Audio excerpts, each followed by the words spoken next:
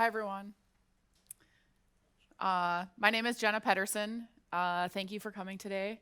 There's still a bunch of seats up front if you want to come and have it a little more cozy up front. Uh, I usually, when I give this, I've given this talk a couple times before, and usually when I give it, I make it a little bit more conversational. And so I invite you to ask questions throughout or make comments. I really feel that's how we all learn the best is by from everyone's experiences, not just mine. Uh, so please feel free to do that. Just a little bit about me. My background, I've been in technology for almost 20 years. I went to school for computer science. I've been a developer I've had various roles, but mostly in a developer type of um, capacity for my entire career. I've been helping companies build products and build teams and build their tech for that entire time. And I've become really passionate about this whole shiny object thing. I'm very interested in building the right thing and not building the thing just because it's really cool. That's always fun and everything, but I really just want to make sure that we're solving real problems. Um, so as I was prepping for this talk, I was digging through my notes for the last 10 years, and I basically just did a search on the word shiny, and uh, it came up with a lot of stuff. I was actually surprised at how many notes I had on this topic. Uh, and I found an old blog post that I had written that it talks a lot about this topic, and I'm going to share a little bits and pieces of the post that I had forgotten about, and specifically about an essay that I read 10 years ago or whenever it was. It might have been when I was actually in school that I read it, but and how it relates back to the complexities that we're constantly chasing after and the problems that we're trying to solve. So let's dive right in. So when I talk about shiny, uh, I really just mean things that it's cool. It's something that's probably not solving the problem that you actually have. So it's might be brand new. It might be the latest trend, the latest thing that people think that we need to be on this next version. We need to be on this particular technology because that's what everyone is talking about. It's that dumpster fire JS framework that just came out a couple hours ago that Dave was talking about. Um, it's it's stuff that we think of as bleeding edge. It's often things that it's going to be the things that are solving for problems that we don't actually have. I also think of it as it could be clever code. So when I think of clever code, it's something that it's cool, but it's cooler than it needs to be. We don't actually need to write this thing in one line of code most of the time. Sometimes we might need to, but most of the time we don't. Um, it could be design patterns that we've implemented a little bit too early. So abstracting things away before we even need to do that. Um, and it could also be making something too flexible or too configurable before we actually have the need to make it flexible. It could be scaling before we actually need to. If we're starting on a brand new project and uh, we only have 10 users or we have one user, we don't really need to have it scale because we have 10 users. So this essay that I read, it was written in 1986 by Fred Brooks, and the name of it is called No Silver Bullet: Essence and Accident in Software Engineering. And if you're not familiar with Fred Brooks, he is the guy who is responsible for the book called Mythical Man Month and Brooks Law. And Brooks Law is it basically states that you can't just keep adding more people to a problem and to make it go faster. So if you've heard of the saying that you can only have a baby in 9 months, you just can't keep throwing more women at it. He's that guy. He's the guy that said that. And so he worked for IBM for years, and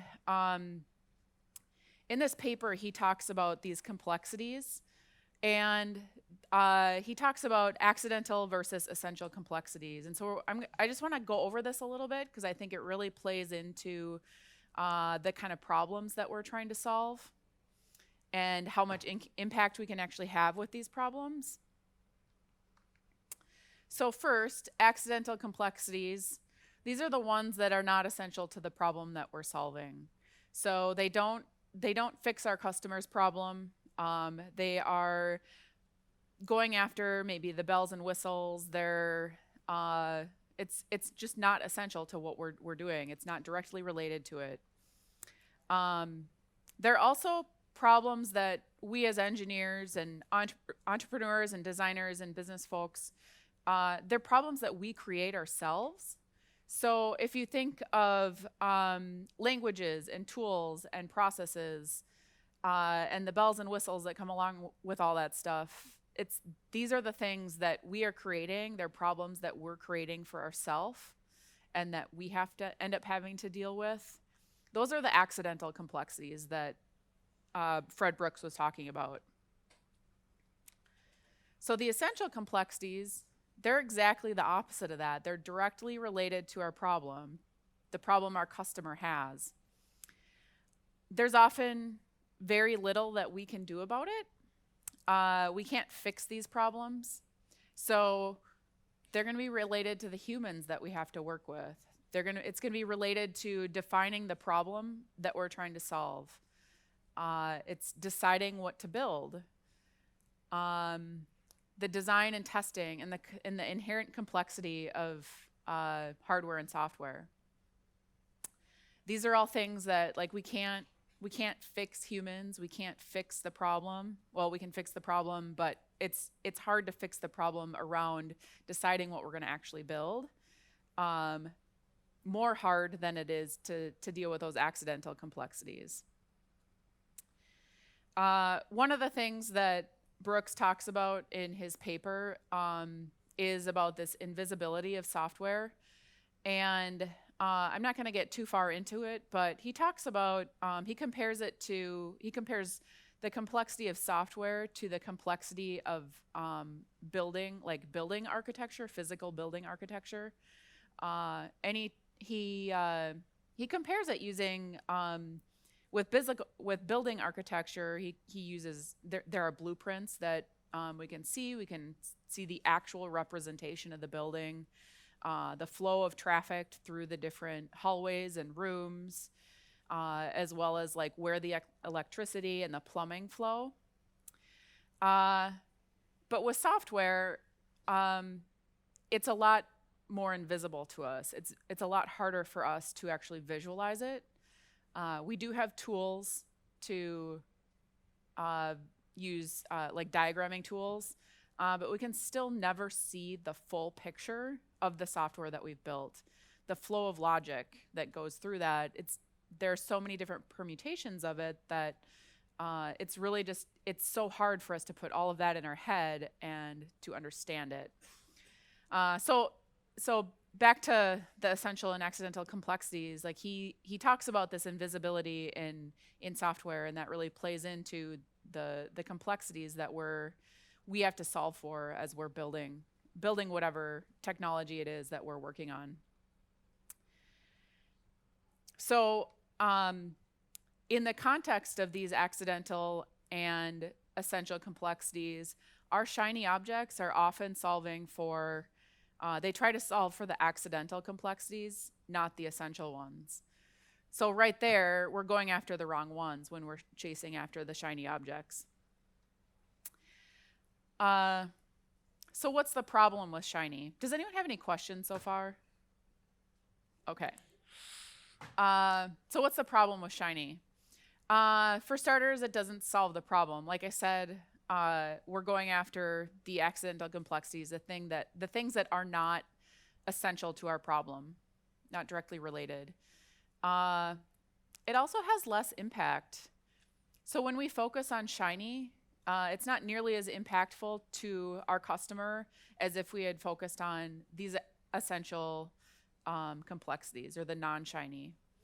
Uh, in fact, in that paper, Brooks's paper, he actually postulates that if we were to focus on all the accidental complexities of our problem, we wouldn't have even an order of magnitude of improvement over focusing on just the essential complexities, which really just means that we're not solving the problem if we're only focusing on the accidental or the shiny stuff. And then another problem with shiny is that we're always starting and we're never finishing things. A while back, I looked at, this was like 10 years ago actually, I looked at all the Eclipse IDE projects I had started. Like someone was asking me like, what am I working on? And I just decided to go and look at my dev folder and look at all the projects I had going on. And it was an obnoxious number of things I had started, but I had never finished them. So there's a lot of starting but not finishing when we keep chasing after the shiny new thing that keeps coming up.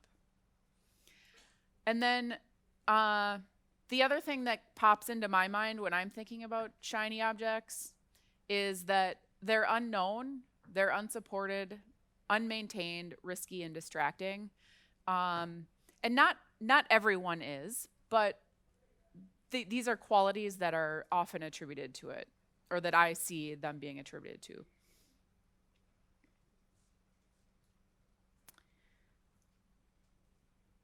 So why do we choose shiny?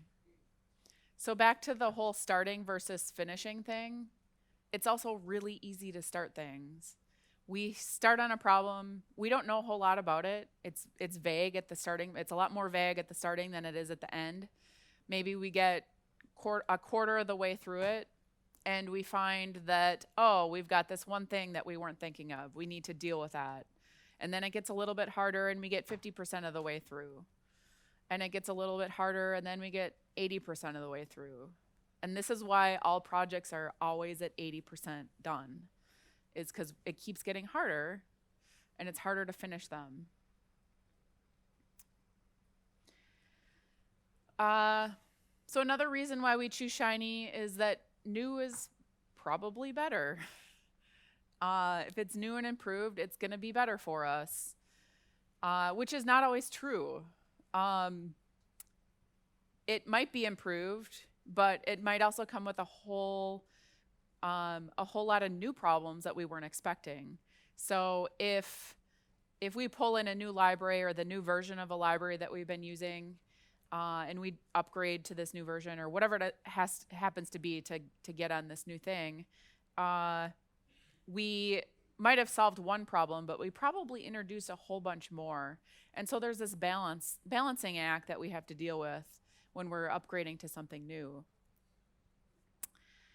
But then there's also this third one, which for me, this is why I'm in technology, is it's constantly changing, and I get to learn a lot of things. And I think that's probably true for a lot of you, since you're here today. We like to learn, and being able to experiment with new things, research different options. This is how, it's a little bit of chasing after shiny to be able to do that. But then there's also some people who might be here just because they want to put it on their resume. And maybe they want to, maybe they're the kind of person that they're sitting in a meeting and their they ask about what's the shiny new technology we should be using. It's okay to say that XYZ is a shiny new technology, but actually I don't think we should use it. We should use this thing. It's tried and true. We have a deadline to make. We have a budget that we have to adhere to. It's okay to be that person that says that. It might not feel that way at the time, but you might actually save your company if you do that.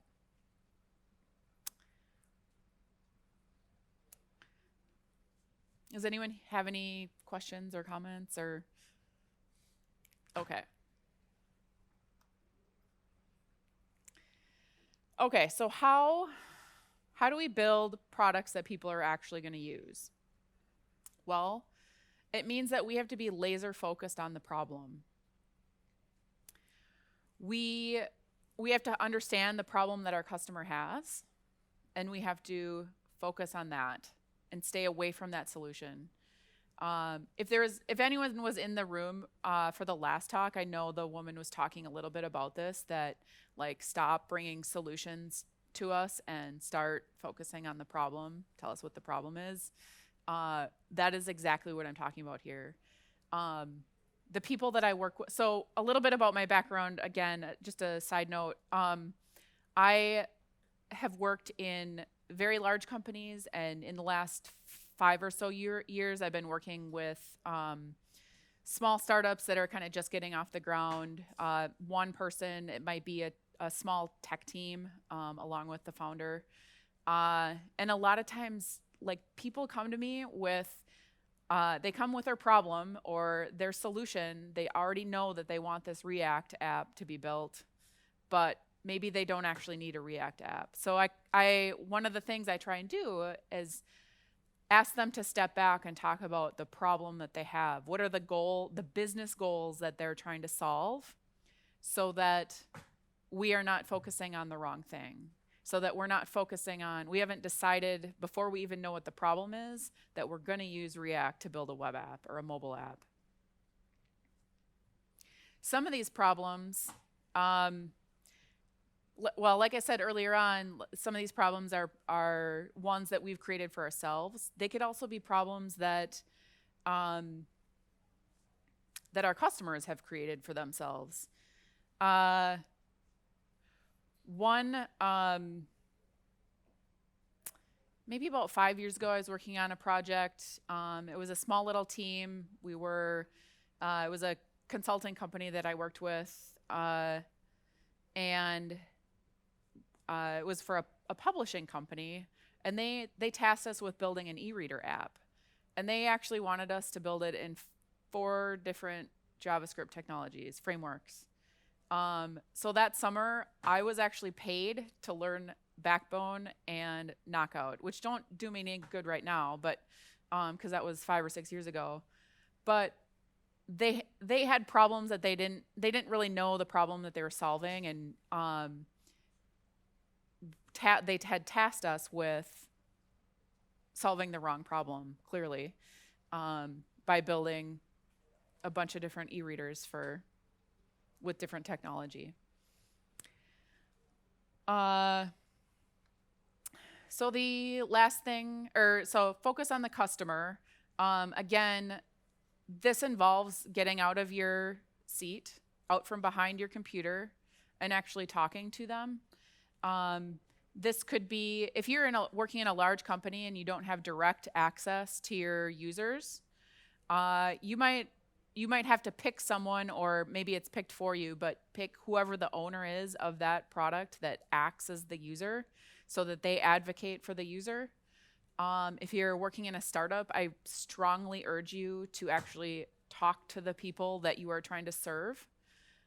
If it's just a side project, maybe it's something that you're building for yourself. That's great, but find someone else that's not you, where you can also ask those questions. So you might be solving a problem for yourself, but chances are other people are going to have that problem.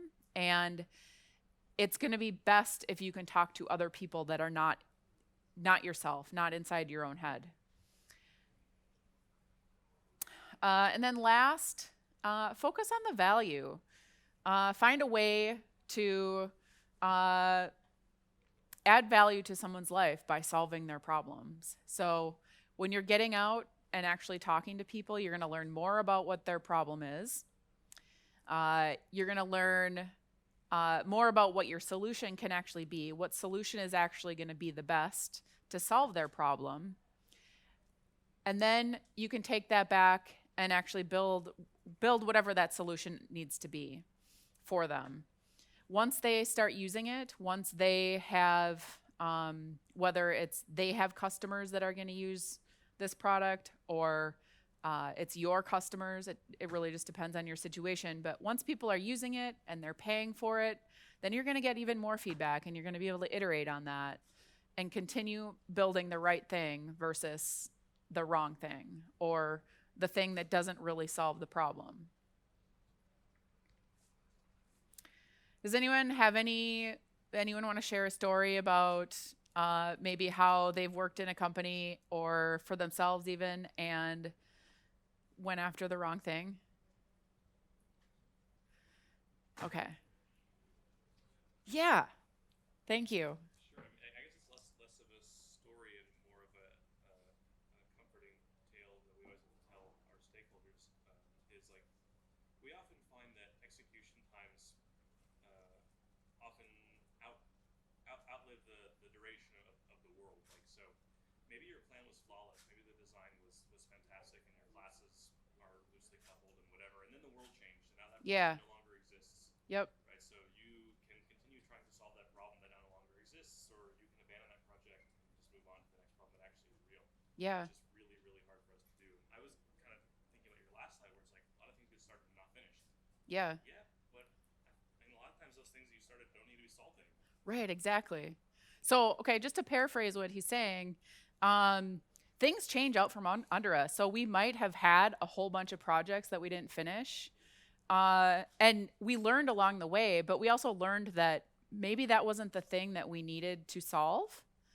Uh, or maybe we learned just enough to know that we're going to go a little bit more this way and not keep going along this way and solve the wrong thing. Um, and that's okay. That's like this is all learning, and we want to be able to do that. And I'm going to talk a little bit about that here in a minute. Yes. Some people in the development space claim that that the users can't really tell them, the stakeholders Yeah. can't really tell them what they really need up front. Exactly. So we have to build something and show them. Yeah. I agree with that, but what's your reaction? Yeah. So the comment is often that stakeholders don't always know what they need, and they might say they need one thing, but they really need something else. And I think that happens all the time. I experience that all the time, and I think that is actually probably a reason why people try and come to us with solutions first before they come to us with their problem. And so, like I said, I try and take a step back from that so that we can actually have a conversation about the problem. And I'm a huge fan of the 5 Whys. I can't remember what book that was. There's probably a book called The 5 Whys. I don't remember.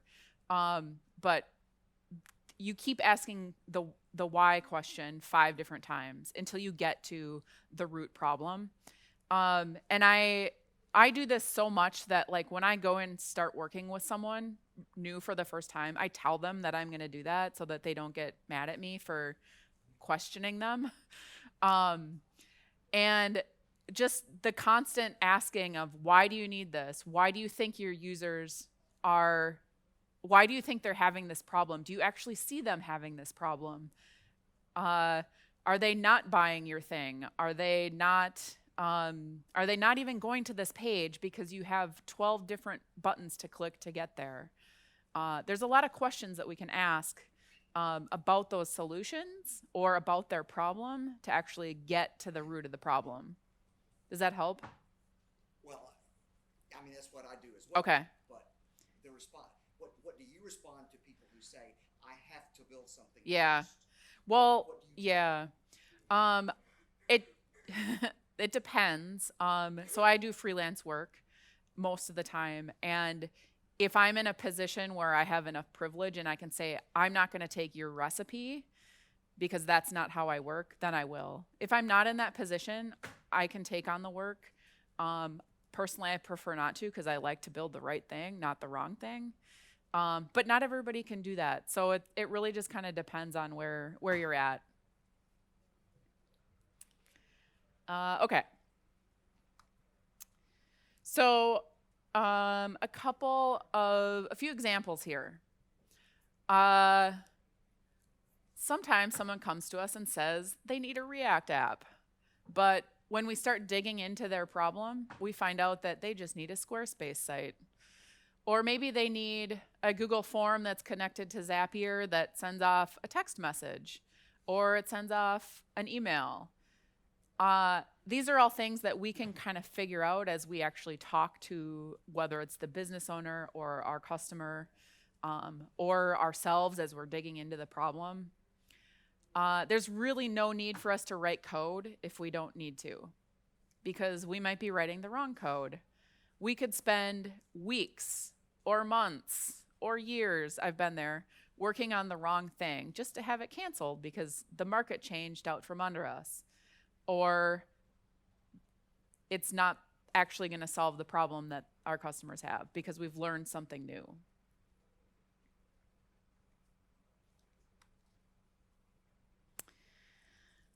So then,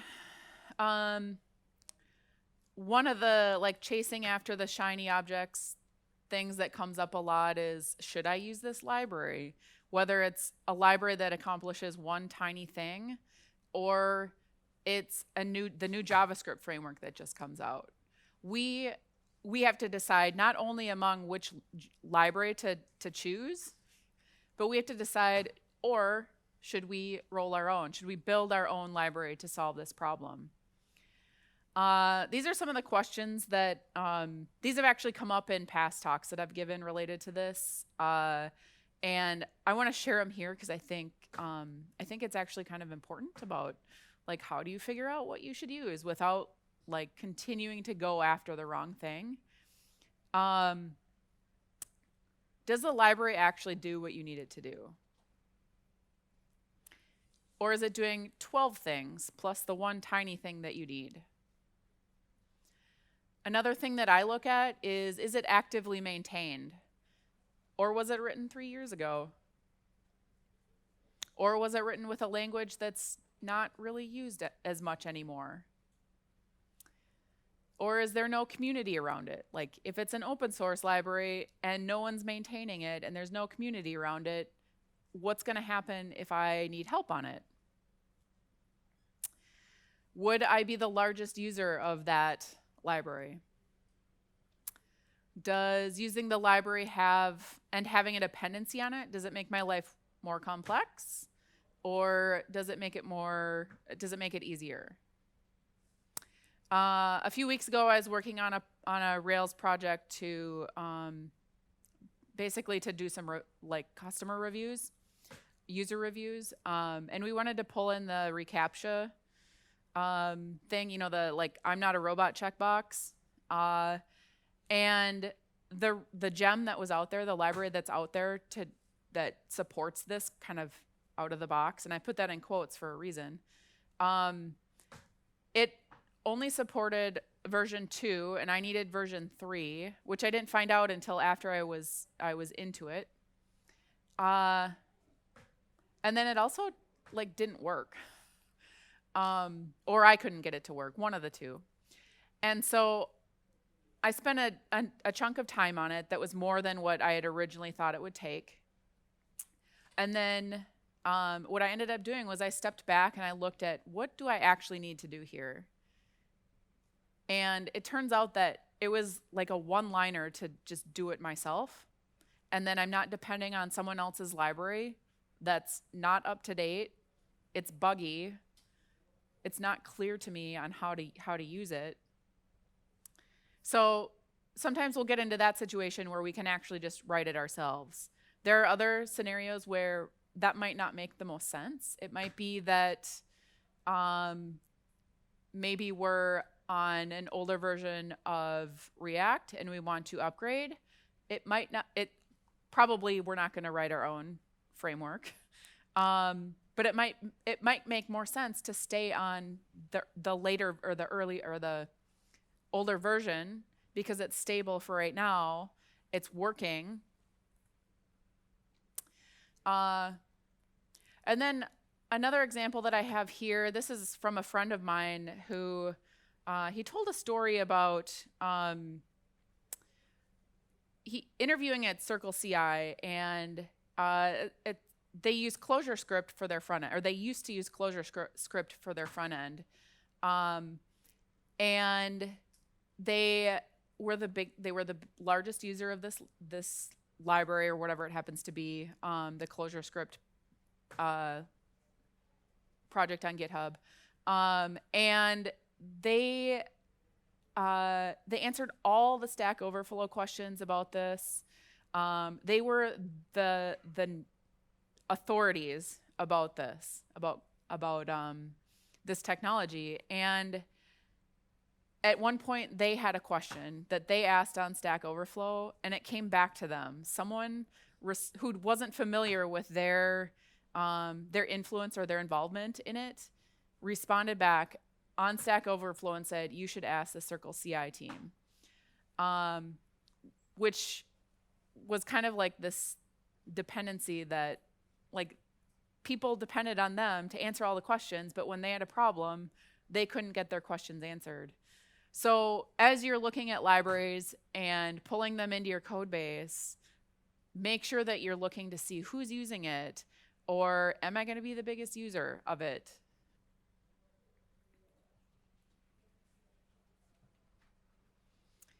Another thing related to libraries and choosing which ones, it's always good to look at like trend sites. So like Ruby Gems and the npm JS sites, those are kind of the ones that I end up looking at.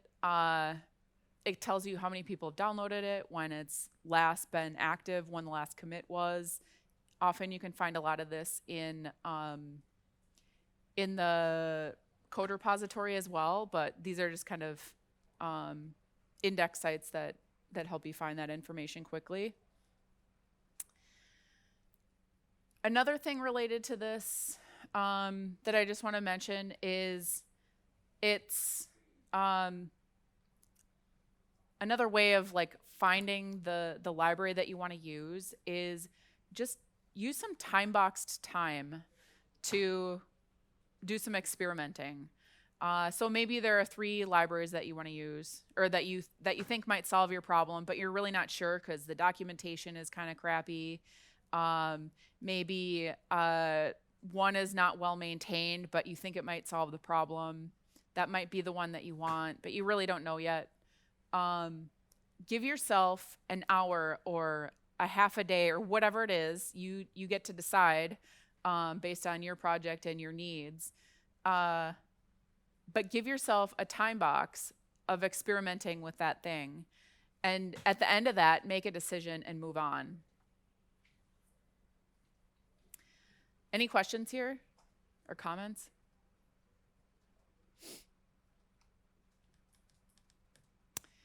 This one's kind of my favorite.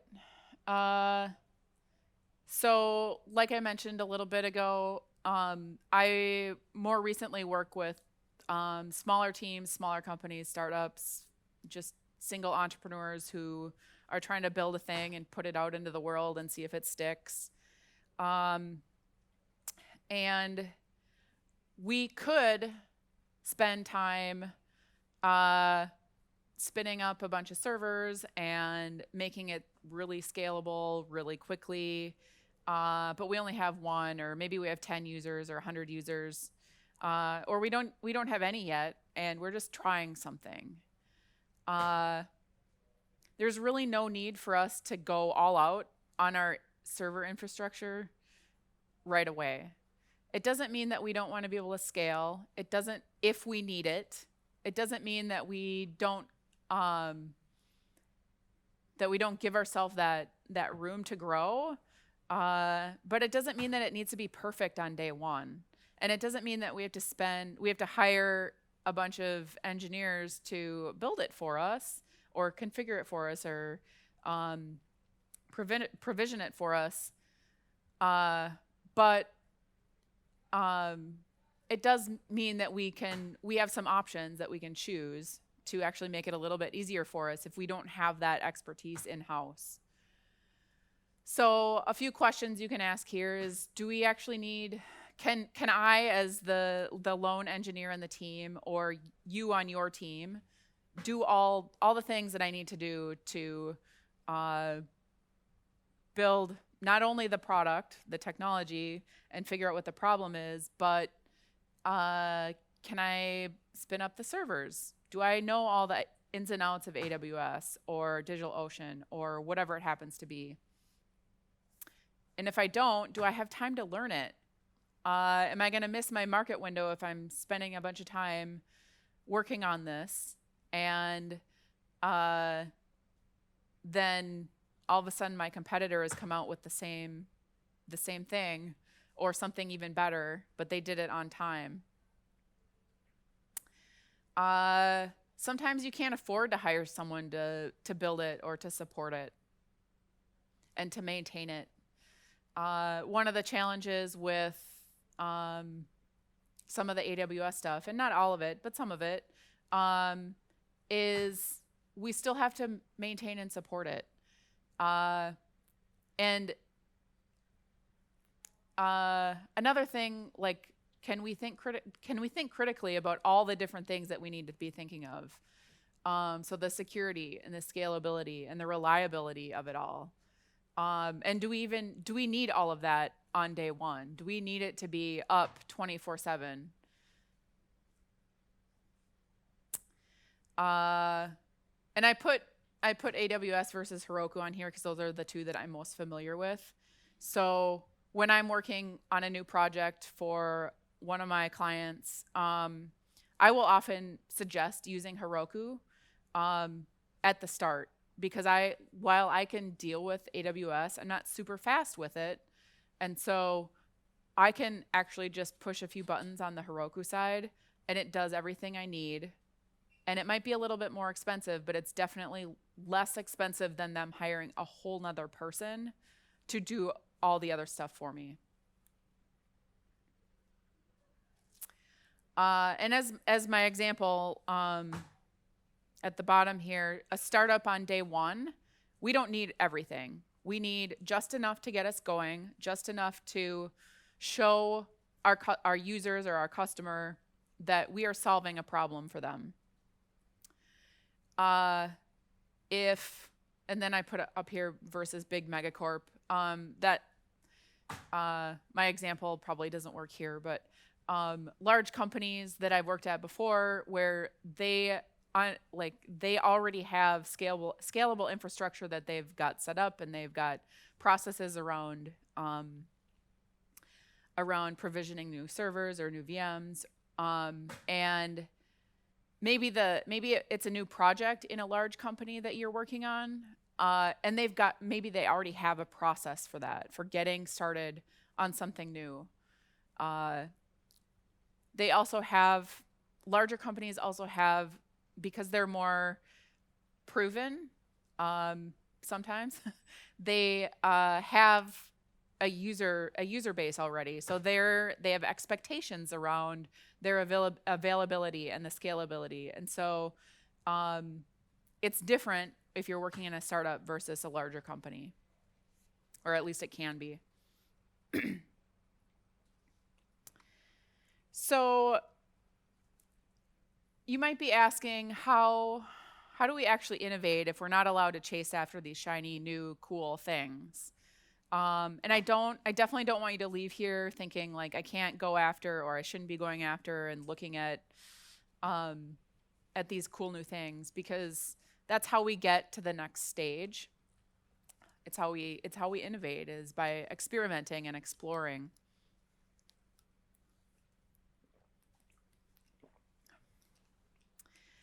So one thing I want to say is, do it, but have a strategy in mind, an end game. Use that time boxing that I mentioned before. Maybe you're experimenting with some new technology and you want to figure out if maybe it is the latest cool new thing and it's the latest trend and you're hearing good things about it. Spend a time boxed amount of time for that and learn about it, and maybe do a couple different things so that you can do some comparisons. I also want to make sure that people embrace failure without consequences. So Uh, no blaming. No, the blame game doesn't happen here. You're allowed to experiment. You're on teams where uh, you you have the time to try new things and learn from them. Otherwise, we're not going to move forward. I also think it's important to use all of this that I've been talking about, this chasing after these new things, this experimenting, the embracing failure. We need to be able to use it to our advantage. So if we can do all this and learn more about our craft and learn more about how we can solve problems for our customers and our users, we're going to actually have more of an impact.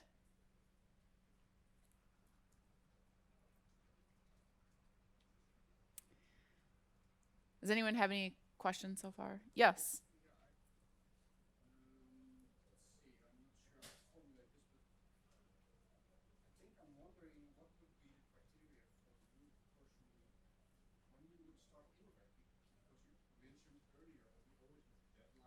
Yeah. Yeah. Yeah. Great question. So the question, just to repeat for everyone to hear, is when, for me personally, when is the best time for me to innovate or try something new? Uh, that's really tricky. As I mentioned, I'm a freelancer, so I work with usually two or three different clients at a time, um, and I'm usually tasked with something very specific. So it's hard. It's actually really hard, and I actually have to kind of sell it to my clients. Um, and part of that is because I've been doing this a long time. I have enough experience with um, helping choose technology. So while I don't know all the ins and outs of all the new technology that's happening right now, I I have enough experience to say I think we should look into that. We should spend some time on that. As for other like if you work at a company, I don't know if this still happens at Google, but they used to do like a 20% time, so they'd take their Fridays and they could work on whatever projects they wanted. And I think some pretty cool things came out of that. Um, and I know other companies do stuff like that. A friend of mine was telling me about it's very similar to that, but it wasn't like Fridays you do your own thing. It was where I think like 10 or 20% of every project is dedicated to kind of doing some research on what new technology they should use, if they should even use new technology. Does that help? Yeah. I'm curious how you approach it.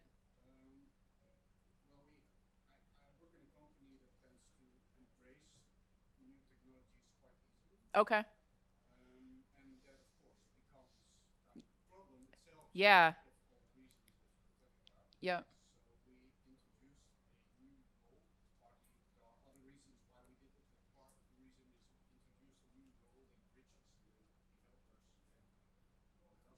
Sure.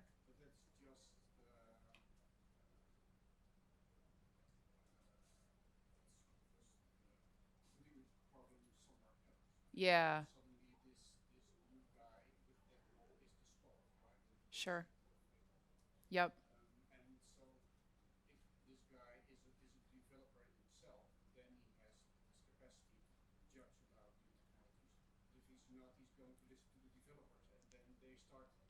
Yeah. Right.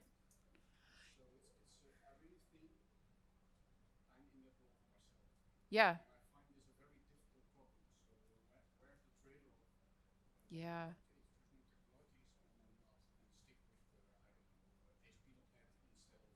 Yep. Yeah.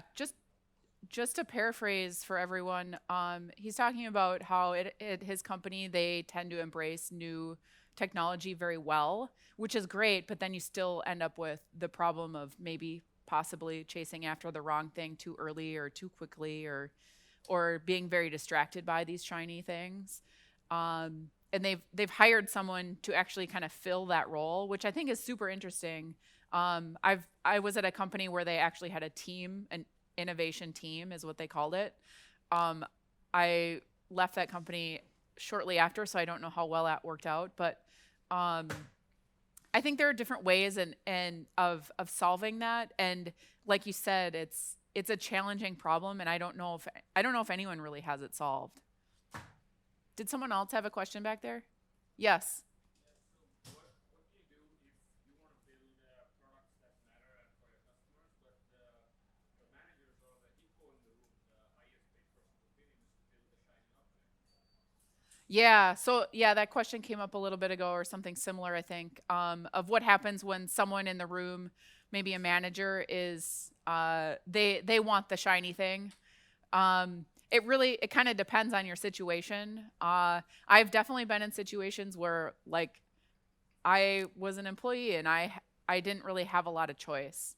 Um, but I think with experience, that the ability to persuade others around you and your colleagues and to influence them and your managers is really important.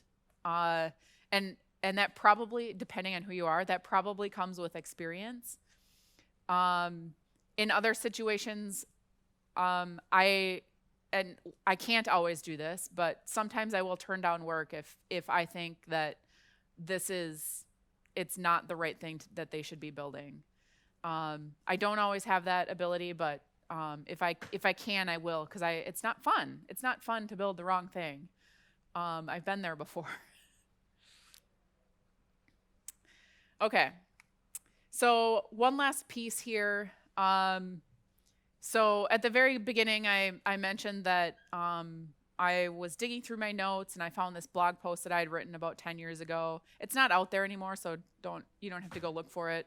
But I wrote this as part of the blog post, and I think it's really fitting for the last thing that I want to leave you with. The good developers won't just be chasing shiny objects. They'll have a fine balance of finding, evaluating, and using new or bleeding edge technology versus the tried and true technology. And I think a lot of this comes with experience. It comes with learning how to experiment. It comes with learning how to fail and like learn from that failure. And also, no one's perfect at it. Like we might have this fine balance of evaluating and choosing, but we still choose wrong every once in a while. One of the last projects that I was on, I was on the project for about 3 years, and when I came in to the project, it was a team of 2 high school students, so very junior developers, a MongoDB database, and there was not much technology there, but they had a decent understanding of JavaScript, and so they had chosen a Mongo database. I think it was a Node Express backend, and hadn't really made a front end choice yet for this web product. And if I had to do that again, I would not have chosen Mongo. There's nothing wrong with it. It just was at that time for that particular problem, we didn't need that. We needed something else. And every step of the way for those 3 years that I worked on that, I thought about that a lot. I still think about it. And so I have to kind of remind myself that I made that decision and we lived with it and we figured it out and we learned a lot from it. But we also know that like the next time around we might do it differently, or we might not. Maybe we got past the hurdle where now it's actually the right choice. But now on new projects, it's a decision that I don't take lightly anymore. And part of that decision was just the familiarity of the junior developers that I was working with. It made sense at the time. So things change, and we have to be okay with the decisions that we make, even if they're not the right thing. Any other comments or questions? Yeah. I think that the gentleman in the back was asking about that innovation and how you make sure that we're allocating appropriate time or solving that problem. Sure. And I can kind of share something that we're doing that Yeah. I think is yielding pretty good results.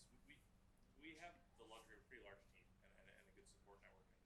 I have roughly 25 engineers on my team, and we're doing what we more or less call PD weeks, personal development weeks. So once a month, one dev gets a week to work on something, That's cool. whatever they want. And the output, the mandatory output is give a presentation on it. You succeeded, you failed, it was awesome, it sucked, whatever. Okay. Tell us about that.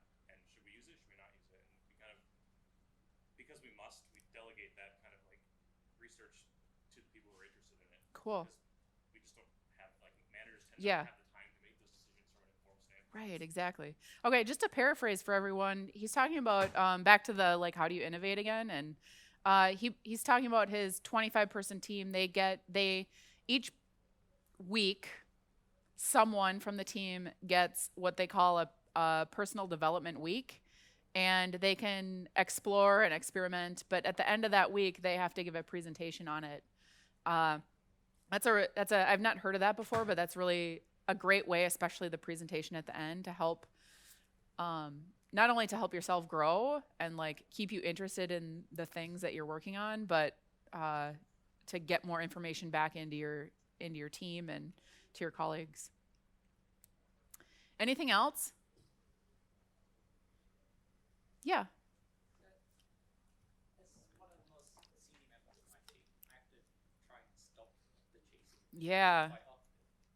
But sometimes it's quite difficult when you actually agree with what they're asking. So like perhaps it's upgrading from .NET Framework to .NET Core, Yeah. something like that. But obviously you've got deadlines to meet to actually get Right. new features in. So how do you kind of temper that? Because obviously I don't want Yeah. to upset the developers and say, you can't do that. Yep. It's more like you can do that, but not for 6 months, 3 months. Right. And then it might change in that 6 months. Yeah. So his question is about so he's a senior member of his team, and what happens if you agree with the recommendation to do an upgrade, but it's not the right time because you've got deadlines to make or you don't have the money. Yeah, that's you can put them off. Like that is certainly an option. I think one thing that comes into play here related to that is technical debt, and like when do you address that? Actually came up in a previous version of this that I gave. My answer is it depends. Sometimes it does make sense to put it off until the next release. However, I think often you're gonna just keep putting it off, right? When it comes to the technical debt and version upgrades and stuff, if you can keep up to date on that, like as you're doing development and with your build time into your estimates to actually do your testing, your automated testing, and your technical debt addressing and that sort of thing, as you're actually working on it. But sometimes it's hard to justify to obviously the people that are above me that's Yeah. expect to take a 2-week hit now, then if we delay it and we jump Yeah. major version, Sure. Why should you change your oil every 5,000 miles and you can just get a new engine every 50? Yeah, it's again, it comes down to like learning how to influence and make those decisions too. And I think there are going to be times when it does make sense to like, let's drop everything for 2 weeks or 2 months, and this is what we're going to work on. But then your business is being ignored for 2 weeks or 2 months. So that's where I think a lot of times it's going to make more sense to do that sort of thing. back to like one of your prior slides, like it's kind of a fine balance. Yeah. Sometimes Yeah, you can exactly. sometimes do it later. Yeah. Yep. A learning experience to figure out Yep. which situation you're in. Yeah. Yeah. Anything else? All right, that's all I have for you. I would really welcome any feedback like on Twitter, or you can come up here, or you can send me a snail mail letter. However, I don't really care. Yeah, thank you. I appreciate all your questions.